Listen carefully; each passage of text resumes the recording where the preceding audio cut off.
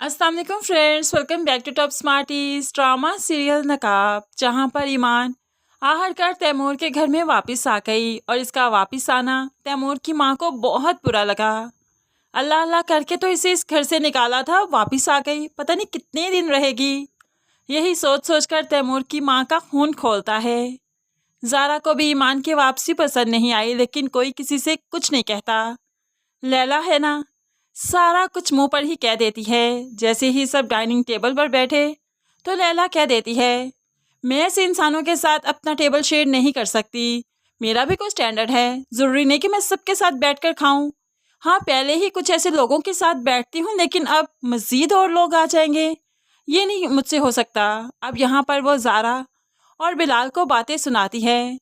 तो वापसी पर ईमान भी कब चुप रहेगी, कहने लगी, ओ हेलो, मुझे बात कर रही हो? अपनी शक्ल देखी है तुमने? कुछ अच्छी भी होती तो तुम बात करते हुए अच्छी लगती। तुमसे बेहतर तो ज़ारा भाभी हैं, उन्हें कुछ मैनर्स भी हैं और शक्ल और सूरत की भी अच्छी हैं, वो बात करें भी तो अच्छी लगेंगी। ऐसे में लैला तो जल भुन कर रह गई। ज़ारा तो बहुत खुश हो जाती है कि आखिरकार लैला की ज़बान रोकने वाला भी कोई आ ही गया। ऐसे ही डाइनिंग टेबल से फ्री हुए सभी ड्राइंग रूम में जाकर बैठे तो यहाँ पर ईमान कह देती है, कल मुझे कॉलेज जाना है, मैं आहत के साथ चली जाऊंगी। तो यहाँ पर तैमूर फौरन से पहले बोल पड़ा, नहीं नहीं, आहत के साथ नहीं जा सकती, तुम्हारे अब्बू ने मना किया है लड़कों के साथ जाने के लिए, इसलिए तुम आहत के साथ नहीं जा सकती। तो लैला को फौरन से पहले मजाक सूझा और कहने लगी, लड़कों के साथ जाने के लिए मना किया है, आहत के साथ तो नहीं। लैला तो भड़क चाहती है, ओ हेलो, किस लैंग्वेज में बात कर रही हो मेरे भाई के बारे में? तुम जानती भी हो हजारों मरती हैं इस पर। तो यहाँ पर ईमान भी कहाँ चुप रहती है, कहने लगी, और उसमें से अक्लमंद कितनी है। अब तो लैला उसको घूरती रही, कच्चा ही जैसे चबा जाएगी। तैमूर को ये सब कुछ सुनकर काफ़ी इंटरेस्टिंग लगा। अब तो ईमान उसे भा गई कि कितनी कॉन्फिडेंट लड़की है, हर बात का जवाब तो इसकी ज़बान पर रहता है।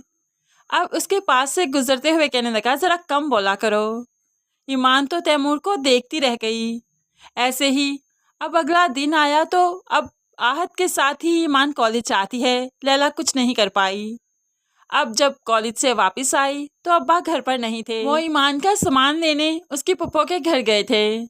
यहाँ पर जाकर पुप्पो का हस्बैंड बातें कर रहा था तो फिर सुहेल साहब ने सुन ली। वो कहने लगा, ऐसे ही तो कोई जवान लड़की को अपने घर नहीं रखता, कोई ना कोई मफाद तो ज़रूर होगा, देखना ये लड़की कोई ना कोई चांद तो ज़रूर चढ़ाएगी यहाँ पर। ईमान के बाप ने जो बातें सुन ली तो उन्हें बहुत बुरा लगा, इसलिए तो आगे बढ़कर कहने लगे, मैं अपनी बेटी के लिए हॉस्टल का इंतज़ाम कर रहा हूँ, मैं किसी के रहमो करम पर अपनी बेटी को नहीं छोड़ूंगा।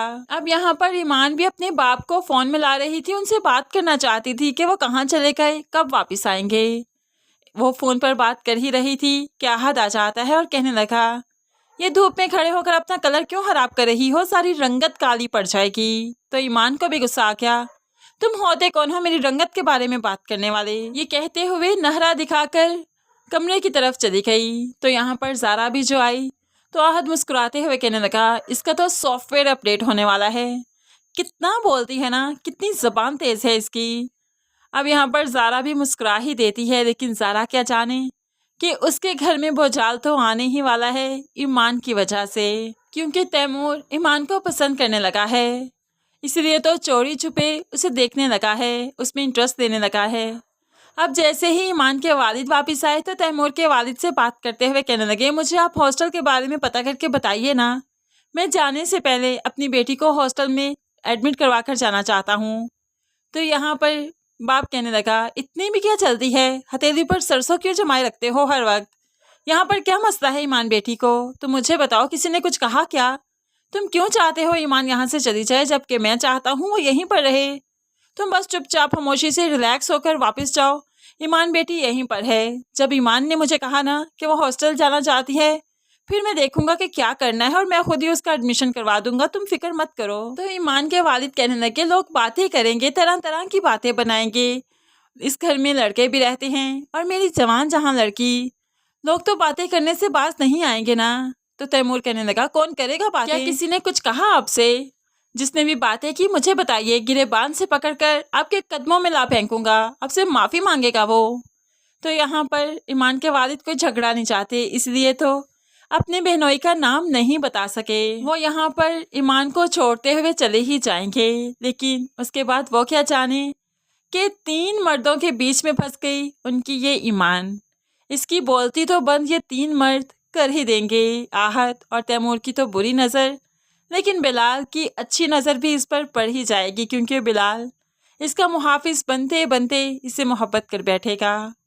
और बिलाल जो कि चोरी छुपे अपनी स्टडी कंप्लीट कर रहा है, एक दिन किसी मकाम पर पहुंचेगा और फिर जाकर वो लैला को भी ठेंगा दिखाने वाला है। तब जाकर लैला को इसकी कदर मालूम होगी